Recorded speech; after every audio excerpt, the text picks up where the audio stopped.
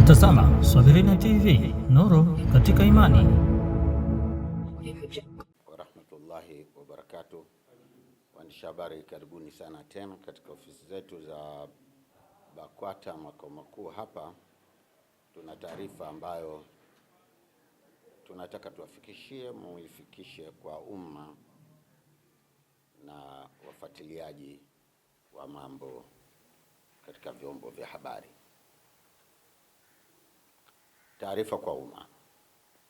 Baraza la Ulama Taifa katika kikao chake kilichofanyika leo tarehe 21 mwezi wa 7 2026 hapa BAKWATA makao makuu chini ya Mufti wa Tanzania na mwenyekiti wake Dr. Abubakar Zuberi, kikizingatia uamuzi wao wa tarehe 14 mwezi huu wa kuwasimamisha mashehe watatu kupisha uchunguzi wa tuhuma dhidi yao.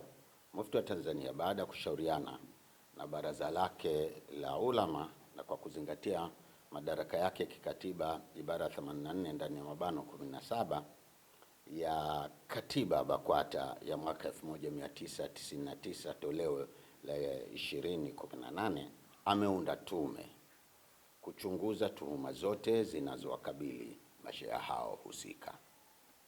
Sheikh Walid Al-Hadi Omar toka mkoa wa Dar es Salaam, Sheikh Isa Nasr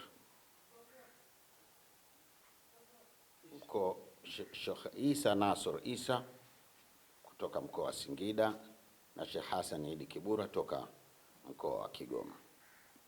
Tume hiyo imepewa mwezi mmoja kuchunguza kadhia hizo na kuwasilisha taarifa zake kwa Mufti wa Tanzania ambaye pia ni mwenyekiti wa baraza la ulama BAKWATA.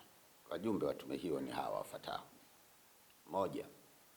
Sheikh Shaban Juma Abdallah, Sheikh wa mkoa wa Arusha, mwenyekiti. Dr. Musa Hans, mhadhiri chuo kikuu cha Dar es Salaam.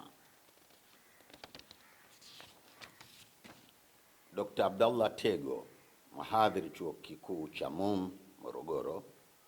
Wakili Ummi Aziz Kheri, mwanasheria. Mwalimu Ali Abdallah Ali, mkurugenzi wa elimu BAKWATA. Hamisi Kalimwage, mjumbe wa kamati ya utatuzi wa migogoro ya misikiti na madrasa nchini.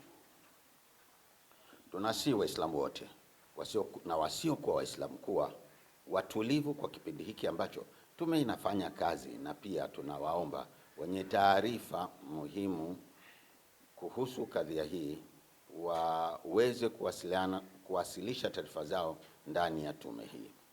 Pia wale wote watakaohitajika na tume katika kukusanya taarifa muhimu, tunawaomba watoe ushirikiano ili kufanikisha malengo ya tume hii ambayo ni kutenda haki kwa kila upande.